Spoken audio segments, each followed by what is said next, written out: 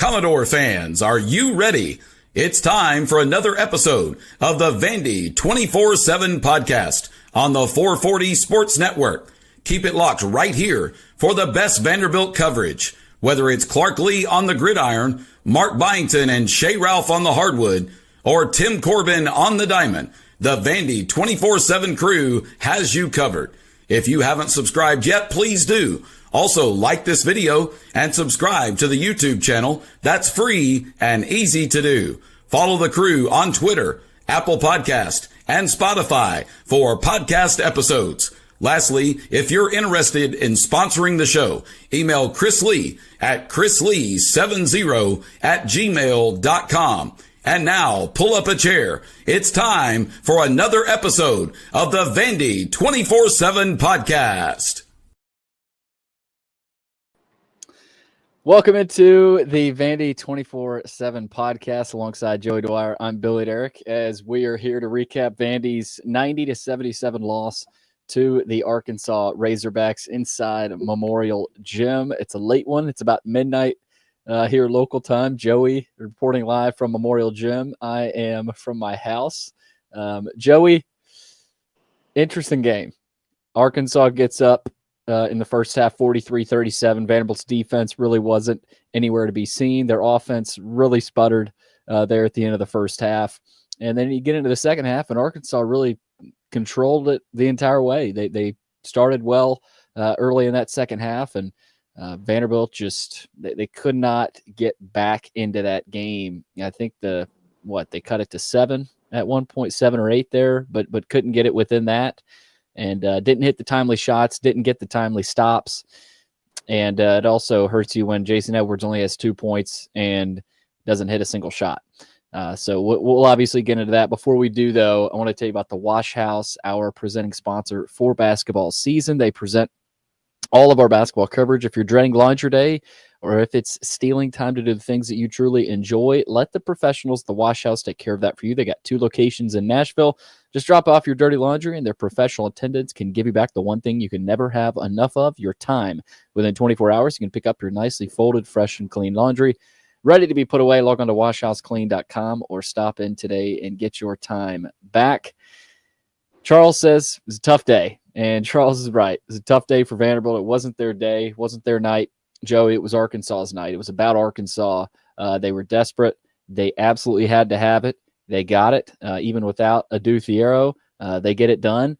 And I thought Coach Cal did a really, really good job coaching this team tonight and led them to a huge victory that they had to have. They were the desperate team, Joey. Vandy was the desperate team against Missouri, and that showed. But, this happens. It's hard to win 4 in a row in the SEC, especially this SEC.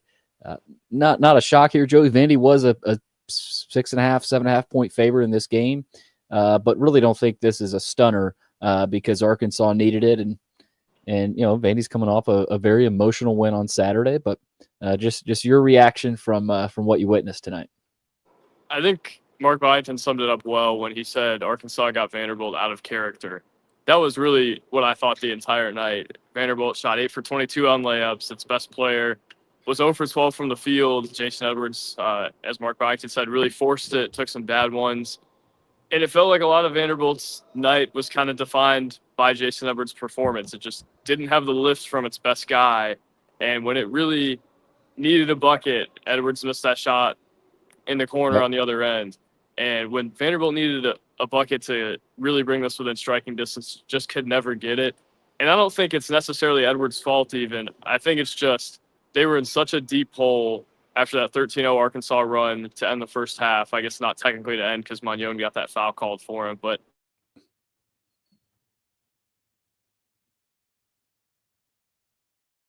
oh, we lost Joey. I lost your audio, Joey. Hello? You're back. You're back. I'm back. Vandy just didn't answer the call when it really needed to. And you just felt like that 13-0 run put it in such a hole where every mistake would just build. Mark Byington mentioned they would get into a 3-on-2 on one end, and they would chuck it out of bounds. Tyler Nickel chucked it out of bounds. And then you see Tyler Tanner airballs the floater. Jason Edwards drives into Zvonimir Miravic and really has no chance to score it. AJ Hogard gets pickpocketed by Billy Richmond when he's really not even paying attention. Those are the things that really crushed Vanderbilt tonight. It wasn't Edwards necessarily going 0 for 12 that defined this game. They could have won.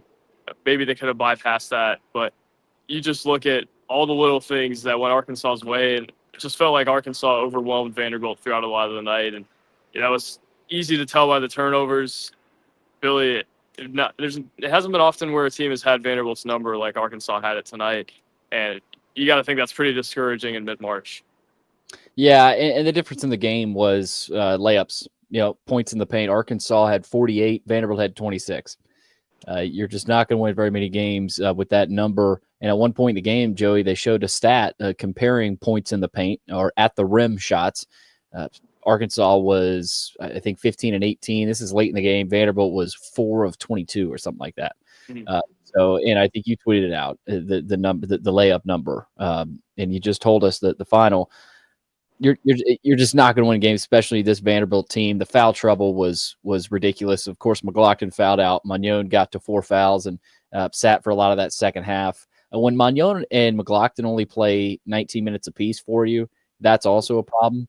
Hogard had 4 fouls as well. They just didn't match up. They didn't match up tonight with Arkansas. But I thought Arkansas did a really good job of defensively, like you said, and Bonington said it after the game, making Vanderbilt feel uncomfortable and get out of character. Trevon Brazile was a monster tonight. 36 minutes, 16 points. He was 6 of 8 from the field, 14 rebounds, had a couple of loud dunks. And, I mean, they just came to play. Arkansas came to play tonight. John L. Davis was really good as well, played almost 40 minutes. They had to have it. They absolutely had to have it, and they got it. They had 6 guys in double figures. They got a little bit from everybody. And that's probably one. If you ask Arkansas fans, it's one of their better games of the season. I would venture to guess to put up 90 points inside Memorial, where Vanderbilt's only lost to 2 SEC teams, of course, including this Arkansas game. But Joey, I give more credit to Arkansas than I fault Vanderbilt. Now, again, Vanderbilt did not play well. Like you said, that they're only shooting 38% for the field. A lot of nights is not going to cut it. Arkansas shot 51%, which is really good. But I think this shows you that when Edwards only gives you 2 and McLaughlin and Magnon don't play a lot in the second half, that you're putting yourself behind the 8 ball. I do think this could be a wake up call, Joey, and also kind of a reminder that look, Vanderbilt is flawed. Like a lot of teams in this league, Vanderbilt is flawed. Chris has hit at that a lot. This is a flawed Vanderbilt team. And this kind of reminds us of that. They've got another opportunity Saturday against Georgia, but Joey, this is the thing. Anything we don't already know about this team, we've just kind of been blinded by it, by how well they've played the last few games. Yeah, I mean, we knew that they had their issues, and a lot of them showed tonight. I thought one that maybe hadn't showed throughout a lot of the year that did tonight was its pick and roll defense. Mark Byington mentioned that was a real problem. You just saw Arkansas just have way too many open dunks. They had 8 of them. Thought Arkansas was bigger, faster, and stronger than Vanderbilt, and I think you've thought that throughout a lot of the games this year, but you've never really seen it like you did tonight, where they're throwing alley-oops and they're getting up and down, and guys are getting to the bucket easily. Guys like Jonas Adu and Billy Richmond and Carter Knox. They got athletes. Those aren't guys that had huge contributions, right? But they all play a pretty unique role on that Arkansas team. And a lot of teams don't have 3 guys like that. And that opens it up for Trevon Brazile to have the night he had tonight, for Nelly Davis to have the night he had tonight. Vanderbilt just didn't have an answer for that. And you think the margin for error is pretty small in a game like this, where they're more athletic than Vanderbilt. They're frankly more talented.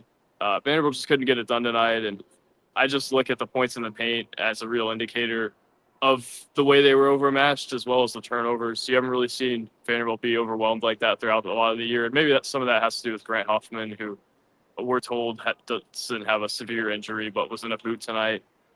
There's a lot to note tonight, but I don't think it changes the outlook of their season. I don't think we learned anything new. Just think they played below their level. I thought they played out of character. I thought they forced some things. Just not a night that you're looking at as one that's all peaches and cream. And you really have thought very highly of this team over the last couple of weeks. Now, they get a little bit of a dose of reality before They play some of their most important games of the year at Bridgestone, and then the next weekend is they head wherever they're going to head for March Madness. Yeah, I mean, look, this is the SEC. This is a really good Arkansas team. I think we talked about it a couple of weeks ago, Joey, that this was going to be a tough game no matter what. But I'll leave everybody with this. We were going to be short tonight. It's past midnight. We got to get Joey out of Memorial. Jake asks, were they playing for a first round bye with the Mississippi State loss? Yes, they were, but there's still so much basketball to be played, especially the games on Saturday, that even if they did win tonight, they weren't guaranteed to have that first round bye. You would have probably had to win on Saturday as well to really be sure of that. But something that's interesting, Joey, is Vanderbilt. I don't know where Lenardi will have them on Thursday, but what's going to be funny is if this loss, we look back at it and say, okay, that's what dropped them out of the 8-9 game. Which would be really funny. I know fans have talked about that, and no, I don't think Byington and the staff were coaching and adjusting for that tonight. It's just a really good effort from Arkansas. And yeah, look, this is one of Vanderbilt's worst performances, I think. But what I learned, Joey, is that this team sort of goes as Edwards goes a lot of nights. Not every night, right? He's had some, but look, I mean, it's rare where he scores under 15 points. So they've been able to have that from him. But, when you don't get it, it's tough. But just your outlook here, Joey, heading into Saturday against Georgia, another very, very desperate SEC team that, again, Vanderbilt can lose. They're in the tournament, right? It doesn't matter from here on out what they do. They're just playing for seeding. But at this point now, it'll be interesting to see what this team does and how they use this as a wake-up call. First of all, I think it's a good point about Edwards. 0 for 12 tonight. And a lot of the shots were not let the game come to you type of shots. The three on the other end was open, but there were a couple of drives where it's like, man, why is he taking it there? And Jason Edwards has been the guy that's made this go all year. You can't be overly critical of him. But at the same time, it's like you're really banking on him. And I don't think that's necessarily a bad thing, but when he goes 0 for 12, when Jalen Carey goes 2 for 6 and has 7 points, misses 3 free throws, when Devin McLaughlin doesn't play a lot of the second half, when Chris Magnon doesn't play a lot of the second half, you're going to have trouble winning a game. And I don't think that's a huge breaking news story. I don't think that's necessarily even an indictment on them. It's just they didn't have it tonight, and I don't necessarily think that it's any more than that. I think you look at tonight, and if Vanderbilt's responsive enough, you isolate it and say that's a one-off like the Oklahoma game was. We talked about maybe that Oklahoma game being a turning point negatively for them. It wasn't. So I don't necessarily think this is going to be. I think Georgia's a tough matchup for them. Obviously, a lot of good front court guys and some good guards as well, but I think they're fine. That's kind of my takeaway from the night. Even in one of my questions to Mark Byington, I was like, body of work you've built up, you kind of know who you are. And I still stand by that statement. I think they know who they are. They know what deficiencies they have, and some of the deficiencies are going to show up on some nights, but they haven't a lot. They haven't often, and you just generally think that once they get to their more important games that it's just going to depend on what Vanderbilt team you get, what Jason Edwards you get. They're going to live and die by the pace they want to play. They're going to live and die by how they want to play, and they're going to live and die by how they can mask their deficiencies. And throughout a lot of the year, they've done a great job of that. Arkansas was a team that made it impossible to mask those things, though. That's a good team that was fighting for its NCAA tournament life, had a huge win tonight. And Billy, it's got a Hall of Fame coach and a roster full of 5-star recruits, regardless of what its roster looks like. That's a team that comes in here and you never assume that Vanderbilt's going to beat them. Arkansas was really good tonight. I think in the same way, Vanderbilt was the opposite of that. I think you learned a little bit about the level Vanderbilt's got to be at and maybe the level it can be at. We talked about high variance in the preseason, and you felt like they were really high variance for tonight, made one field goal for the last 10 minutes of the first half, and just really didn't stand a chance after that. It felt like the mistakes compounded, and Vanderbilt's not going to win a game that way. So don't freak out. Don't hit the panic button, but be cognizant that there are flaws within this team. And if they see a team like Arkansas, which pretty few and far between, Billy, you're going to have a hard time masking the deficiencies that you have, especially without your most steady ball handler in the lineup. So that's what I got tonight, Billy. Yeah, and it's a good Arkansas team, like you said, Joey, and it's a team that I'm quite frankly confused that they're only 6-10 in the SEC. Well, 7-10 now. Also, he's had 4 different teams throughout the year, which just a great quote. Yeah, that's a classic Cal quote right there. I think you got a lot of other good Cal quotes tonight. After Vanderbilt's 90-77 loss to Arkansas, they will play Saturday against Georgia. What time is that game? I'm just out of it right now, Joey. I don't even know. Why'd you ask me? I'm just thinking about tonight, one game at a time. We'll take it one day at a time. Either way, Vandy makes a trip to Athens on Saturday. We'll figure out the time and get that over to you, but we'll have full coverage. We'll be podcasting throughout the rest of this week.